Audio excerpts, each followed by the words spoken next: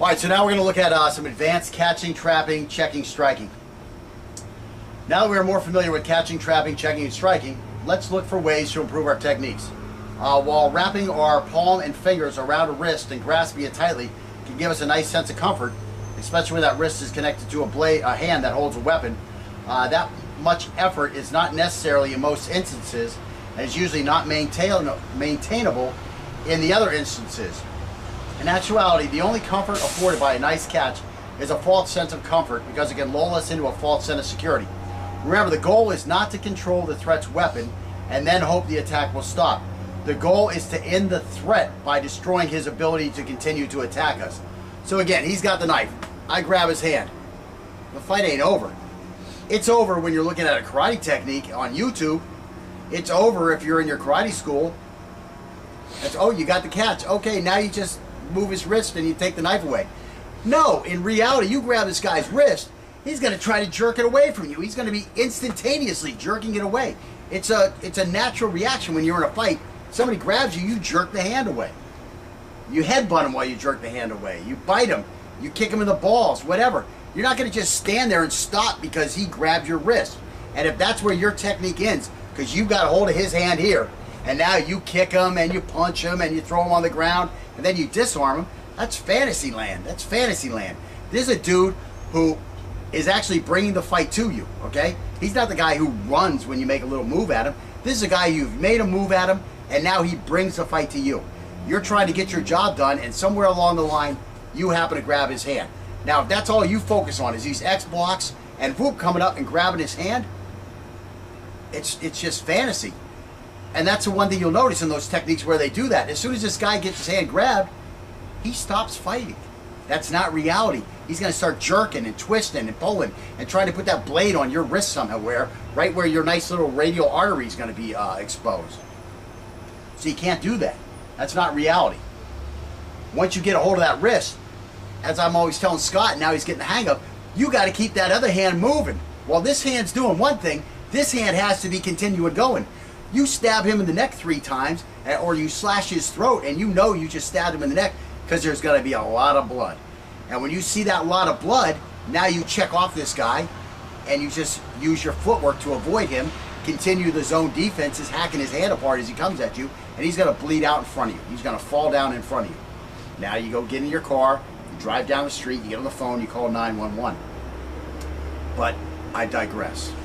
Okay, so in general, catching is harder than trapping, and trapping is harder than checking. Hopefully you remember what catching is. Catching is when we actually grab it. Trapping is when we just impede its movement. Again, it's harder to grab and get your hand on it than it is just to kind of push it away with your hand. And again, it's harder to try to stop something specific than it is just to push something off. Again, a shoulder, the hips with your foot, you know, the back with your hand. Those are much bigger areas, slower moving areas that you can just push off. So again, checking is going to be easier than trapping. Trapping is harder than checking. And again, striking can be highly effective, but it leaves us vulnerable during the attack.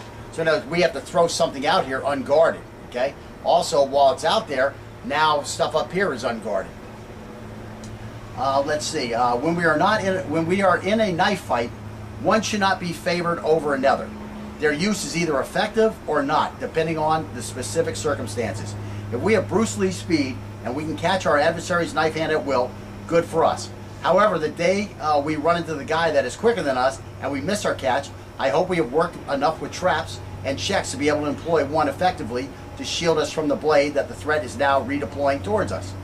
Whether we can get to work, whatever we can get to work for us effectively is what we should use.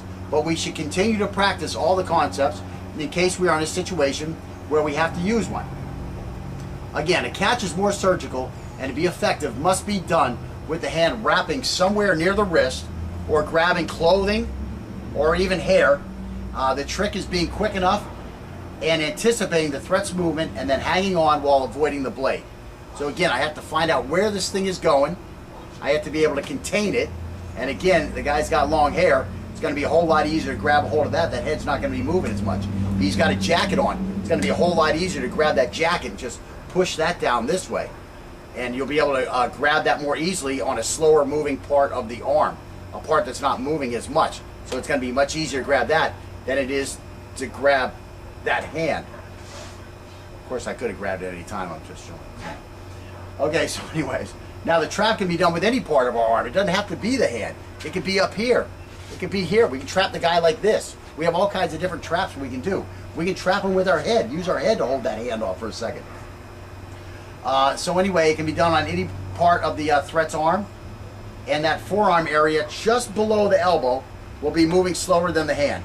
And again, this area is almost just as good, except for it still adds, he still has this mobility here. Once I get it up here, he loses a lot of that mobility. Let's see. Rather than grabbing with our hand, we can now form a hook. So we can hook it this way. We can hook it that way. It's going to impede a lot of movement.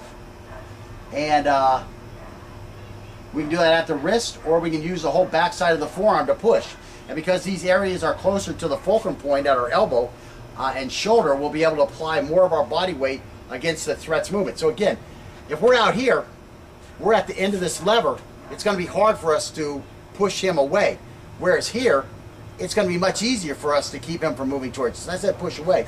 But again, if I'm here, he has a chance where he can bend this towards me still. Once I get up here, it's going to be a lot harder for him. Even up here, it's going to be a lot harder because I'm further down the lever and I'm going to have more force against him. Let's see, we can apply more of our body weight there also. Now, the check is easiest to perform, and just running headlong at the threat and making contact is a form of check, since it will cause him to move at least a little in a manner that he did not intend. The big skill with a check is being able to maneuver to a position where the check will be most effective while exposing us the least to a counterattack. Now, a lot of these drills we're doing out here, we're purposefully providing a gap, okay? Again, gaps can be good, gaps can be bad. It all depends on what we want. Again, the last drill we were doing, we were just trying to see how this guy reacted to us. As we get better and better at controlling his hands and that type of stuff, and coning, coming in and taking the fight to him before he even gets a chance to move, then it's going to be more effective than leaving a gap for him. But again, we're working drills, we're leaving a gap for him on purpose. Again, if you just come barreling into him and you get behind his knife shoulder, his knife is basically out of the fight. I'm sure you've been seeing that from this stuff when we move to the flank. And that's why it's important to move to the flank when you do these zone defenses, is because you flank him, and now you can bring your body right on top of him, that varnish and lacquer, and keep him from turning towards you just because your body is in the way. And that's going to be a whole lot better way to keep him from turning towards you than trying to use just your arm or just trying to catch his wrist, which he can break out of that wrist grip. So let's see. And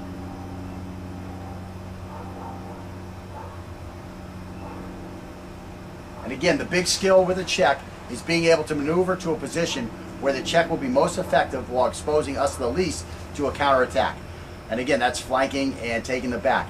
The threat's maneuvering usually requires a catch or trap of the weapon hand first, so that we can more safely apply a check. The best area to check is the threat's head and neck, or again, that shoulder area up here. I mean, if you can get a hold of this guy's hair, which I can't with Scott, but if you can get a hold of his hair and push him, you control him. Where the head goes, the body goes. And if he's got long hair and you can grab a hold of that hair, that's great. If he doesn't have long hair, you just start pushing the head. And again, a strike is a nice way to push the head. Plus, you get the bludgeoning effect. Also, if he's got a jacket on, you can grab that collar and push that collar up. The nice thing about that collar is that now that's attached to this shoulder of the jacket, and so that shoulder has to get pulled along too. Let's see. The threat's maneuvering usually requires a catch or trap. I just said that. The best area to check is the threat's head, neck, and then we also have the shoulder and the upper arm. And while we're making contact with his head or neck, why don't we just turn that into a strike so that we get the stun effect also, which is what I was just talking about. Driving the threat's head, neck, shoulder, or upper arm allows us momentarily control over his direction, and at this point allows us to wrap up his this discussion on advanced catching, trapping, checking, and striking. So I kind of, it was written down here real nice, and I'm yapping so much I kind of ran over the top of the end of this discussion. But anyways, remember, the goal is not to control the threat's weapon and then hope the attack will stop. The goal is to end the threat by destroying his ability to continue to attack us. During the moment of effective control, we get from catching, trapping, checking, and striking. We must be progressing towards a solution that will end the threat by destroying his ability to continue to attack us.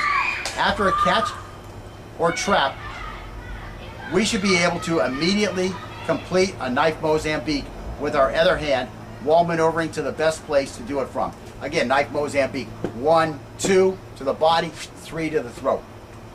And let's see, after a trap, we should be able to move to a position where we can strike or check a flank. After the strike, we'll be able to move to a position where we can check or flank or complete the knife Mozambique. After a check, we should be able to perform a catch from the rear by grabbing clothing, covering the back of his shoulder, and then take the throat. As we progress towards our solution, we should be stepping away from the threat's fighting center so that we're in the best position to continue our attack and or defense. Okay, so by now we should have a decent grasp on the second fundamental of this course. Using movement to avoid the threat's attacks and thus allow us a better place to mount our attacks. So now we're going to look at some different hubud and some different Chai Sao type exercises. And this is from Wing Chun and from the Philippine martial arts. This fighting practice is primarily devoted to inside fighting, specifically catching and trapping, checking and striking, and secondarily devoted to using movement to control the center line. The idea is to feel the threat's movement as well as see it, because we can't look in two places at the same time, and sometimes we can react to a feel more quickly than we can to a vision. This is because with practice, the touch requires less mental interpretation than the vision. So now we'll start looking at these drills. And again, just want to say, while mastering Chai Sao can take years, we introduce it because we can benefit from it with just a few drills. We're not trying to master Chai Sao. What we're just trying to do is to increase our sensitivity towards the threat's movement and to get both of our hands moving in different directions, doing different things at the same time. So we're just trying to increase our coordination and our sensitivity towards the threat's movement itself. And we'll start looking at some drills here. Instantaneously jerking it away. It's a natural reaction when you're in a fight. Somebody grabs you, you jerk the hand away. You headbutt him while you jerk the hand away. You bite him. You kick him in the balls, whatever. You're not going to just stand there and stop because he grabbed your wrist. And if that's where your technique ends, because you've got a hold of his hand here, and now you kick him and you punch him and you throw him on the ground. And then, all right, so now we're going to look at some advanced catching, trapping, checking, striking. Now that we're more familiar with catching, trapping, checking, and striking, let's look for ways to improve our techniques. While wrapping our palm and fingers around a wrist and grasping it tightly can give us a nice sense of comfort, especially when that wrist is connected to a hand that holds a weapon. That much effort is not necessarily in most instances, and is usually not maintainable in the other instances. In actuality, the only comfort afforded by a nice catch is a false sense of comfort, because it can lull us into a false sense of security.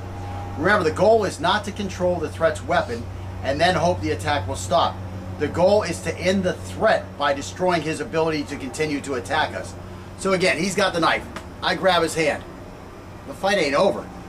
It's over when you're looking at a karate technique on YouTube. It's over if you're in your karate school. It's, oh, you got the catch. Okay, now you just move his wrist and you take the knife away. No, in reality, you grab this guy's wrist, he's going to try to jerk it away from you. He's going to be instantaneous. You disarm him. That's fantasy land. That's fantasy land.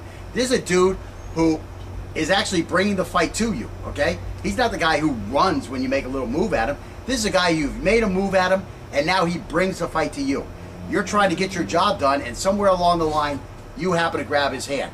Now, if that's all you focus on is these X blocks and whoop coming up and grab